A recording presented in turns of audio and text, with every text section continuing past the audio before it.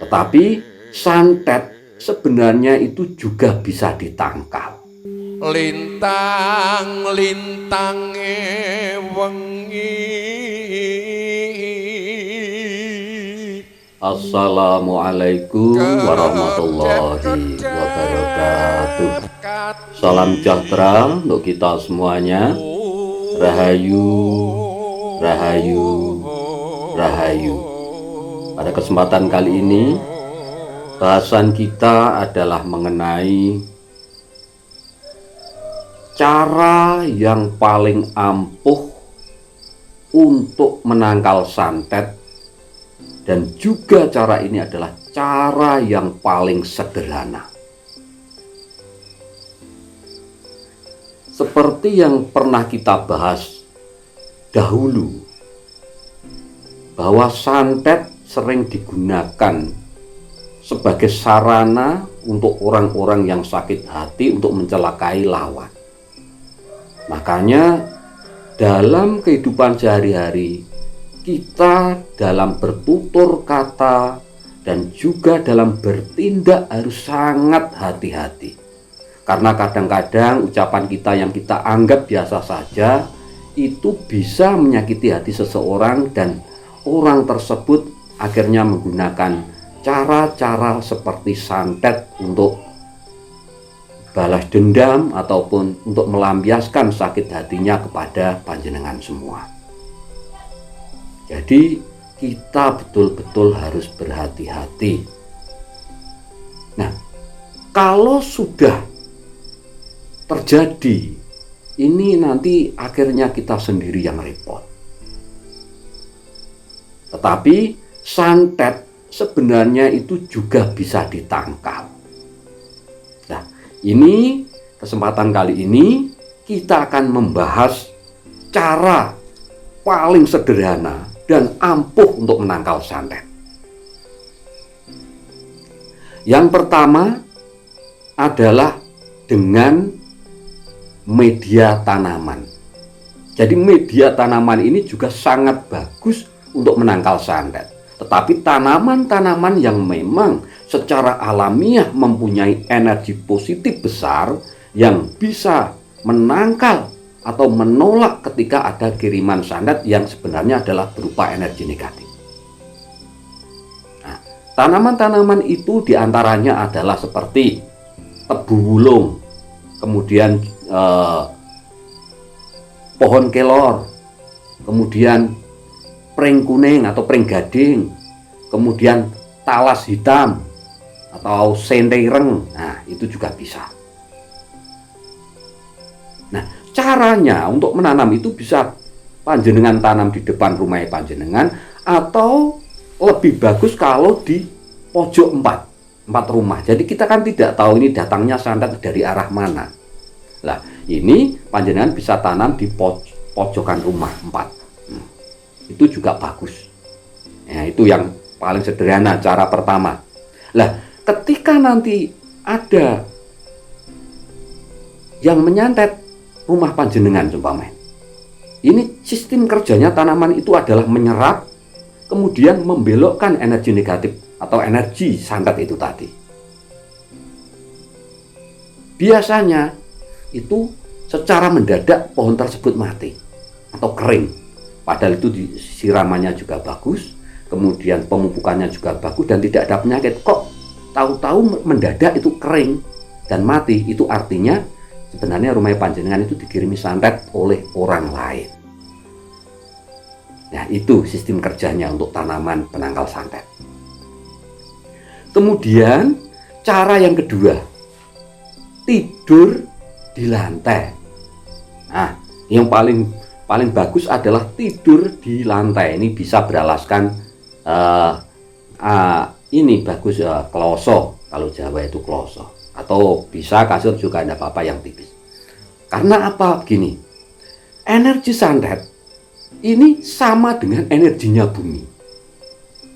Nah, ketika panjenengan itu tidur di atas atau di lantai kurang lebih itu 50 cm, jadi kurang lebih segitu ya, langsung di lantai, Jadi ketika energi negatif dengan energi negatif, nah ini nanti ketemu, ini akan tolak menolak. Karena energinya bumi dengan energinya, daya tariknya bumi dengan daya tarik yang dikeluarkan oleh santet itu sama. Contohnya magnet, main dengan main, kalau panjenengan dekatkan, dia pasti akan menolak. Nah, jadi semacam itu. Jadi otomatis ketika ini mau masuk, mau menyantet panjenengan dan panjenengan dekat dengan tanah, ini dia akan mengambang. Makanya tidak heran makhluk-makhluk halus itu biasanya tidak menyentuh tanah. Nah ini, jadi cara yang kedua adalah paling bagus tidur di lantai. Kalau orang Jawa dulu paling malah lemean itu atau beralaskan tikar, kadang juga daun pelepah kelapa. Kalau dulu, kalau sekarang bisalah di pakai kasur lantai bisa. Kemudian cara yang kedua ini menggunakan kayu, jadi kayu yang bertuah, atau bisa juga menggunakan kayu yang anti ular. Nah jadi gini, kenapa kok harus kayu yang anti ular? Jadi ular itu sering diidentikan adalah makhluk-makhluk jahat yang berupa iblis. Jadi panjil mane atau ini adalah sepertinya siluman-siluman semacam itu kan diidentikan dengan ular. Makhluk-makhluk goib yang jahat-jahat itu diidentikan dengan ular. Nah, dengan kayu yang bertuah atau kayu anti ular ini, maka bisa digunakan untuk menangkal santet itu tadi. Contohnya adalah kayu stigi, kemudian kayu liwong, dan juga kayu nogosari. Nah, itu bagus. Itu bisa panjenengan pasang di rumah panjenengan. Itu bisa menolak energi dan membelokkan energi santet itu tadi. Kemudian yang keempat, ini sebenarnya sudah panjenengan lakukan, cuman panjenengan tidak sadar, yaitu dengan memelihara kucing. Ini kan sudah banyak ini pasti nih yang sudah memelihara kucing. Loh, kenapa kok dengan memelihara kucing bisa menangkal santet? Jadi kucing itu mempunyai indera, mempunyai insting yang sangat tajam. Sehingga ketika ada makhluk halus yang mendatanginya, yang berupa kiriman santet, dia akan bisa mendeteksi dengan cepat. Dan cara kerjanya si kucing ini adalah, di samping dia menyerap energinya negatif itu tadi, itu juga bisa membelokkan energi santet itu tadi. Nah, ini ciri-cirinya ketika rumah panjenengan itu dikirim santet oleh seseorang dan panjenengan memelihara kucing, itu tahu-tahu kucingnya panjenengan itu gering terus mati. Nah, dicoba panjenengan ingat-ingat, panjenengan cek yang pernah memelihara kucing. Sebenarnya kucing itu hari-harinya sehat, juga tidak kena racun, tidak apa, kok tahu-tahu gering bahkan langsung meninggal. Nah, itu biasanya adalah ada kiriman santet itu tadi, atau guna atau teluh atau sejenis sihir semacam itu. Jadi kucing ini tadi jadi akan membelokkan energi yang ada di rumah itu tadi, kemudian akan mengenai si kucing itu tadi. Makanya kucingnya yang kena. Nah, itulah keistimewaan daripada memelihara hewan kucing. Kemudian yang kelima adalah dengan merang ketan hitam. Jadi simbah-simbah kita dulu ini sering banget menggunakan merang ketan hitam ini untuk menangkal energi santet, sihir, teluh, guna-guna segala macam. Biasanya dulu malah sering dipakai, nah dibungkus kain mori ya sedikit gitu, kemudian dijahit pakai kain hitam, kemudian buat kalungan untuk anak-anak kecil. Itu dalamnya itu merang ketan hitam. Itu secara alamiah juga bisa menangkal santet. Nah, ini cara yang kuno, cara yang sangat sederhana. Kemudian yang selanjutnya, yang nomor 6 adalah tidur setelah jam 12 malam. Nah, kenapa kok tidur setelah jam 12 malam itu bisa juga menangkal santet? Karena begini, kerja energi santet itu aktifnya dan besar-besarnya itu sebelum jam 12. Mulai habis maghrib sampai sekitar jam 11 lebih sedikit. Sebelum jam 12 itu masih aktif. Tetapi energi santet akan melemah ketika jam 12 malam sampai pagi. Nah, seumpama kenanya itu jam 10, mungkin jam 12 malam masih ada reaksinya kepada orang tersebut, masih ada. Tetapi untuk langsung mengenai pertama kali itu tidak bisa jam 12 malam sampai pagi. Jadi biasanya itu antara maghrib sampai jam 12 malam.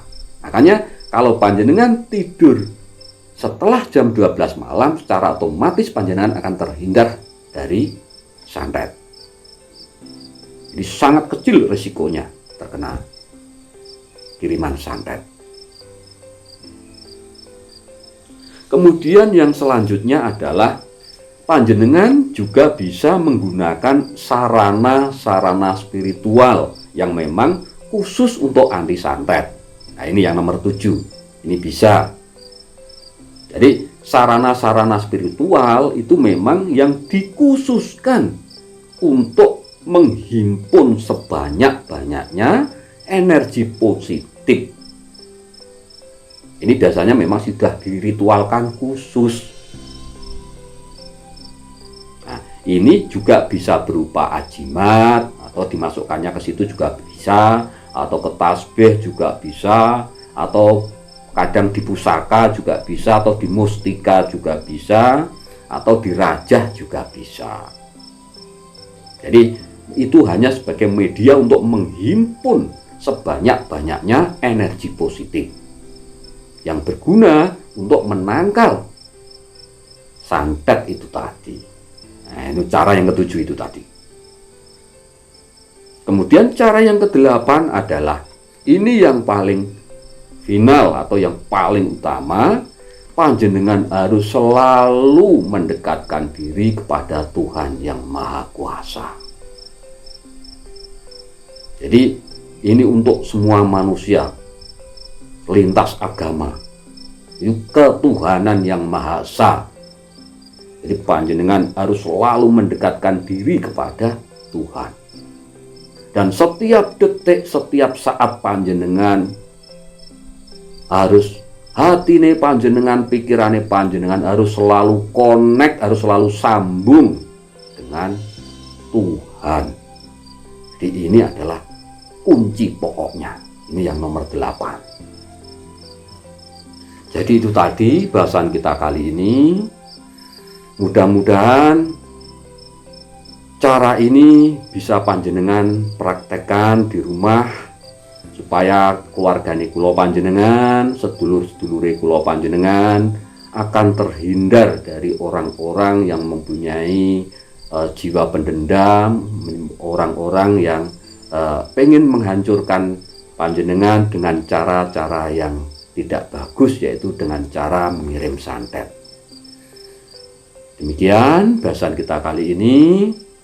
Dan bagi panjenengan yang mempunyai pengalaman tentang hal-hal yang berkaitan dengan santet, monggo panjenengan berbagi dengan sedulur-sedulur yang lain di kolom komentar. Sekali lagi terima kasih. Wassalamualaikum warahmatullahi wabarakatuh.